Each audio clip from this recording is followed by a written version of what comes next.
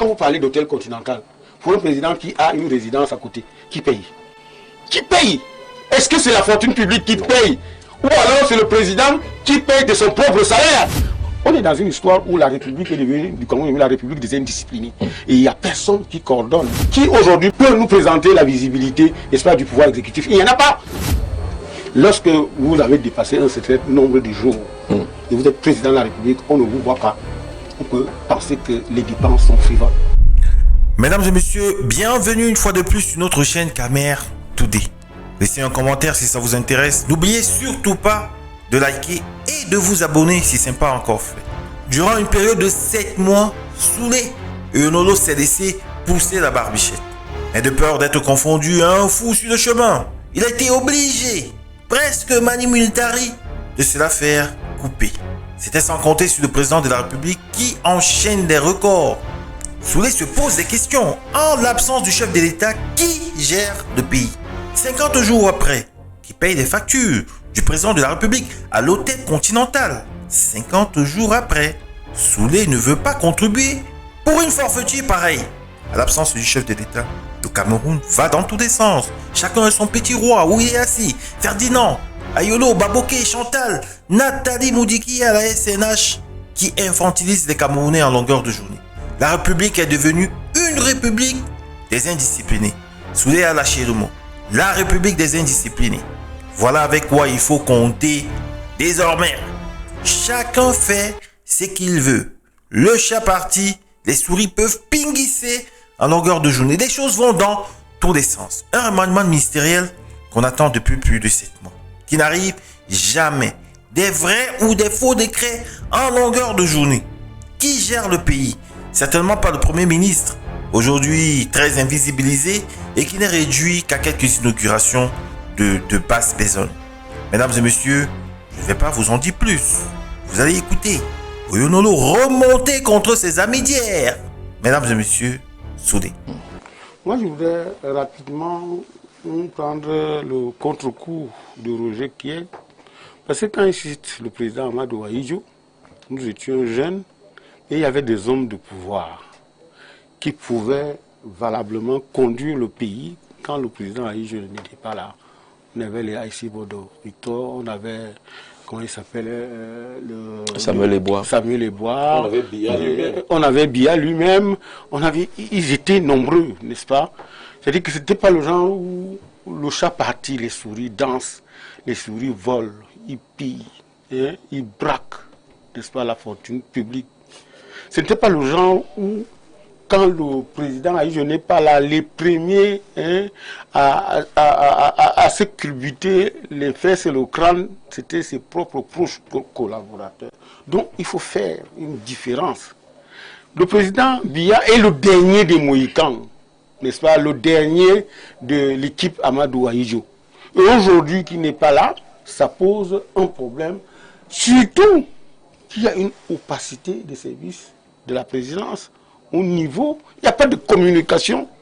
Le président est où? Que fait-il? Est-ce que les Camerounais qui l'ont élu il y a moins d'1 an ne sont pas en mesure de se poser la question sur là où se trouve le président? Moi, je ne reviens pas sur les questions d'âge ou bien de ceci, cela, ou bien de santé. C'est normal. Mais qu'on communique, n'est-ce pas, le lieu où se trouve le président et qu'est-ce qu'il fait.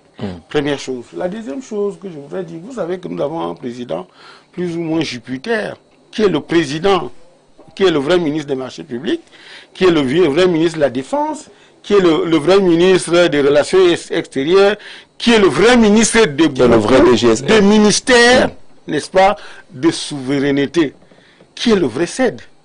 N'est-ce pas? Qui est le vrai DGSN, vous l'avez dit. Et quand il n'est pas là, ça se passe comment? Puisque, qui vient de le dire, quand il n'est pas là, il laisse la responsabilité de la gouvernance à qui? Est-ce que quand le président n'est pas là, un DGSN peut facilement dire n'importe quoi au CED? Est-ce que quand il n'est pas là, un ministre des marchés publics ou alors délégué peut facilement dire n'importe quoi aux autres? Donc tout tout le monde est en débandade. C'est pour ça qu'il est intéressant. Il est souhaitable que le président de la République soit là. Qu'il soit, même s'il fallait tout au moins, la preuve, on avait commencé par être content à savoir qu'il peut se faire assister par un vice-président. Et quand il n'est pas là, il faut concéder au vice-président, n'est-ce pas, un certain nombre de prérogatives. Or, le président n'est pas là, le vice-président n'est pas nommé, le nouveau gouvernement qu'il a, n'est-ce pas, convoqué et il a promis n'est pas là. La preuve, c'est que j'ai assez attendu 7 mois. Et on est en 8 mois, je vais dire. On est maintenant au 9e mois, il n'y a toujours pas de gouvernement. Donc, on est dans une histoire où la République est devenue, du Cameroun, la République des indisciplinés. Et il n'y a personne qui coordonne. Et je suis pas d'accord avec Roger, à savoir que le Premier ministre, là, qui le respecte? Personne. Personne. Personne. Oui. Sur le plan institutionnel, oui. Mais j'ai le sentiment que le Premier ministre, beaucoup de gens ne l'écoutent pas. Et je ne suis pas très sûr que le Premier ministre peut parler quand le vice-dieu, le SGPR, parle. Donc nous avons un embouteillage au niveau institutionnel qui amène le Cameroun à être la République du on va faire comment.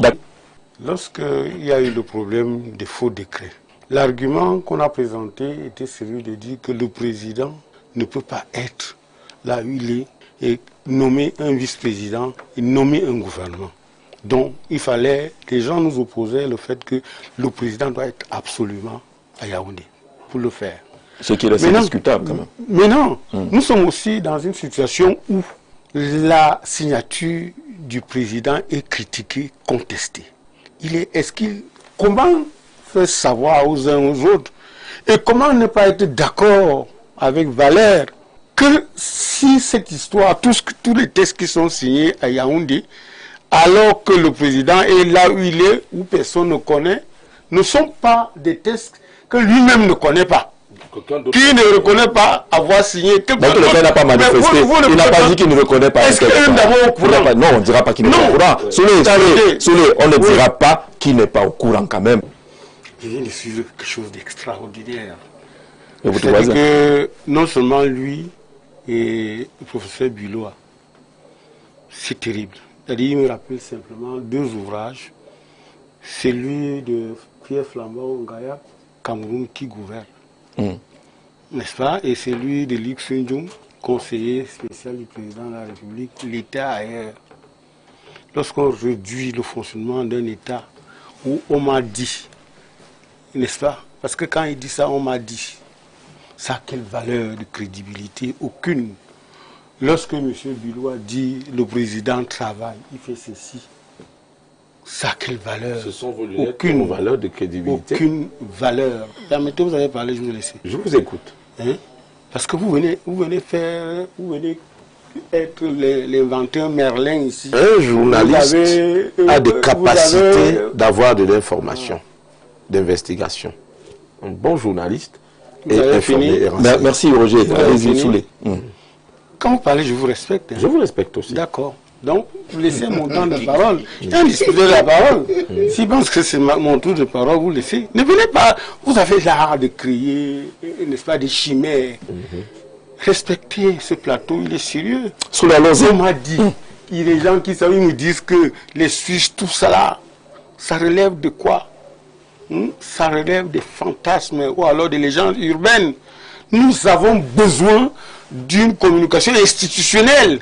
Et je vous ai dit que le déficit de la communication institutionnelle favorise, n'est-ce pas, on m'a dit, la désinformation, comme vous le faites, Biloua et vous. Très bien. Comment? Et puis moi je me dis, ok, quel est, quand j'apprends, parce qu'on veut suivre ce que le ministre Ndonga a dit, que le président, c'est des fantasmes que les gens arrivent à pérorer sur l'absence physique du président de la République. Mais c'est faux, M. Biloua. Nous avons besoin de savoir où se trouve un monsieur que nous avons élu, n'est-ce pas, en 2025. Mais vous le savez. Ça fait simplement, ça fait moins d'1 an. Vous savez. Qu'il a été élu et qui n'est pas là pendant 45 jours. Ça nous pose un problème. Ça nous pose un problème d'autant plus que il y a un problème au niveau de la continuité de l'État. Parce que la vraie question, en ce temps-ci au Cameroun, n'est plus celle de la présence physique du président, mais c'est de la continuité, le fonctionnement des institutions. C'est pour ça que je parle d'une république, n'est-ce pas, de Biakabona, une république, n'est-ce pas, de Boungandiaga, une république où la république des indisciplinés.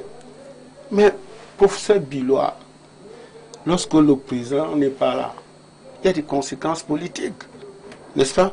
L'absence prolongée du président de la République crée un déficit de visibilité du pouvoir exécutif. Il est le président, le chef de l'exécutif. Le Premier ministre est le patron du gouvernement. Mais le Premier ministre, en réalité, personne ne l'écoute, personne ne le voit. Il est réduit à inaugurer des chrysanthèmes. Qui, n'est-ce pas, qui aujourd'hui parle, peut nous présenter la visibilité, n'est-ce pas, du pouvoir exécutif? Il n'y en a pas, puisque le chat parti, comme j'ai dit, les souris dansent. Et puis le président de la République s'en va, après avoir fait travailler le Parlement réuni en congrès, n'est-ce pas, à la semaine sainte, pour créer un poste de vice-président. Et je suis étonné de savoir que depuis là, une session parlementaire vient de s'achever. Le président avait pratiquement 20-25 mois, 25 jours. Les parlementaires ne se sont même pas, n'ont même pas marqué un temps d'arrêt pour dire, mais il faut quand même, n'est-ce pas, qu'on essaye un peu d'arranger le vide constitutionnel qui fait qu'on ne sache pas la durée du temps que le président doit passer en Europe. Pour cela, il fallait, même si ça ne devait pas passer, il fallait même qu'on se posât la question. Mais on ne l'a pas fait. L'absence prolongée du président de la République pose la question de la préparation de la succession politique. Nous avons un président qui a de l'âge, qui est... Mais il faut qu'on... Si lui-même, il a accepté la question d'un poste de vice-président, ça veut dire que lui, il y pense. Mais comme il n'est pas là, qui le fait? L'absence du président de la République nous pose un autre gros problème. N'est-ce pas? Le Conseil supérieur de la magistrature suprême. Pourquoi avoir, n'est-ce pas? Est-ce qu'il a réorganisé cette institution simplement pour les bons yeux ou alors pour conformer cela au mandat, ou alors il a organisé parce qu'on devait avoir une session pour que le président et pour que les magistrats, vous savez combien de promotions de magistrats sont en chômage, et du coup je vais chuter par quelque chose. Valère l'a évoqué, la personnalisation ou bien la personnification du pouvoir présidentiel qui fait en sorte que les gens peuvent penser que quand le président n'est pas là, il est là. Ou alors quand le président est là, il part avec tout et tout dit. Maintenant, quand vous parlez d'hôtel continental, pour un président qui a une résidence à côté, qui paye? Qui paye? Est-ce que c'est la fortune publique qui paye? Ou alors c'est le président qui paye de son propre salaire? Parce que, quoi qu'on dise, ceux qui assurent le contrôle budgétaire des dépenses frivoles comme celle-là doivent être capables de nous dire qui paye. Alors que nous avons... D'accord. Nous avons... D'accord. Santé qui manque de pouvoir. On a entendu. On va pas appeler cela dépenses frivoles. Voilà, ce sont les dépenses présidentielles. Non, vraiment. Je donne la parole rapidement pour ceux qui voulaient réagir. Ils voulaient réagir. Permettez qu'on réagisse. C'est très important pour l'activité. Oui, un mot et je pars. Lorsque vous avez dépassé un certain nombre de jours et vous êtes président de la République, on ne vous voit pas.